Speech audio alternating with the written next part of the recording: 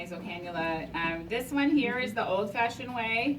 So you would get all of this tubing in a packet. That's just like a high-flow nasal packet. It has everything in it. So this is the concha like we use on a vent circuit, and it would go right into the same kind of heater base. So the concha one. So we're going to use the same kind of heater. So it's really simple to set up. All you're going to do is take your high flow tubing, which you can see has heated wires in it, and you're going to put it on one side, and this would of course hook to the heater. And then on the other end, so there's a place for your temperature probe there, and the other temperature probe there, just like we do on the vent circuit. You're going to have a short wire and a long wire. And then there's the place for the nasal cannula. So like this is how the tubing will come, and then you'll get a nasal cannula. This is a special nasal cannula that works with high flow, and it will go into the top here like that. And then the other side is going to go off of the other side of the heater. This is a pressure relief valve that's automatically built in, so we don't give the patient accidentally too much pressure. This is going to be hooked to a flow meter, not this one. The flow meter will normally have a very high liter flow on it. This one does not. So for today, this one only goes to 15, but there's ones that can go to 40.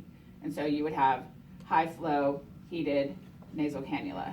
And then the blender can be used to set your FiO2. So how many people have seen blenders before? Okay, a couple of you. So this is what it's inside all of our ventilators of some sort. It doesn't look like this, but all we're doing is taking oxygen and air and breaking it down by adding in certain components of each to get the FiO2 that we want. So again, big advantage of high flow nasal cannula is that you get a very high flow, but not necessarily high amounts of oxygen. Because even though this looks like an oxygen flow meter, it's only going to deliver the FiO2 that's prescribed through the blender. Does that make sense to everybody? Okay, so one of the things that happens when you hook up a blender is this sound, because I don't have the air hooked in. So it's going to continue to, holy smokes, we're blowing this station up.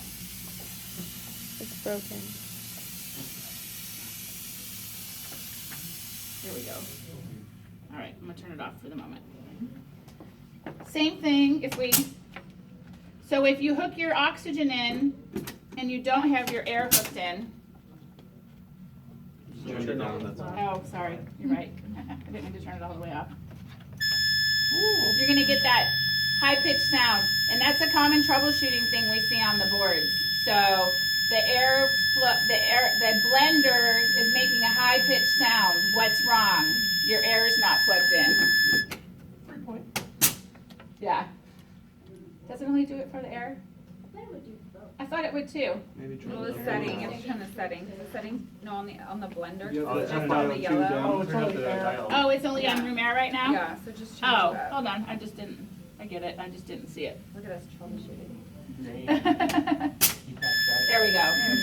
So it'll do it for both. So one of the two gas sources isn't plugged in. So that's a super common troubleshooting question that we see. So the blender is making a high-pitched sound. What's wrong? Either the air or the oxygen source isn't plugged in. You only have one. Because a blender needs both to work. So it's going to blend down the FiO2 to whatever it is we want. So let's just say we're going to be at 40. And then however many liters. And then that's all there is to set that up, you guys. So it's very easy, but you need to know how to be able to do that. So we're gonna put it over there, because a lot of places still use this as the way. Very inexpensive. We already have blenders all over the place. We already have heaters. All we just need is this tubing. Okay? And as soon as you unplug both, you'll stop hearing that. Okay. Here we have the Vapotherm.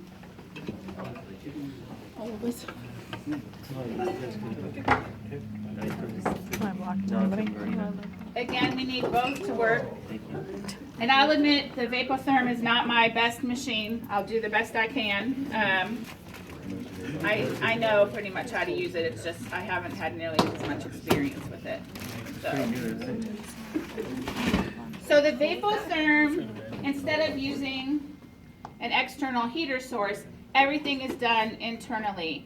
For the longest time, the only way to do high flow nasal cannula was like this. There were not all these other fancy machines, the Octaflow, I think there's another one out there, this one.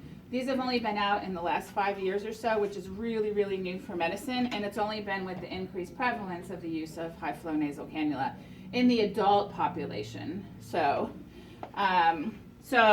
this is the Vapotherm, as we call it by brand name. There is a tutorial that I'm going to have you guys do that will help you go through this as well. It gives you your little certificate like we always get. So if you open this up on the side here, you're going to see there's a little compartment. So the Vapotherm is, you're going to have high flow and low flow cartridges that look like this. So, and it's really important that you use the right one for the right thing. So this one should tell me it's a, hopefully,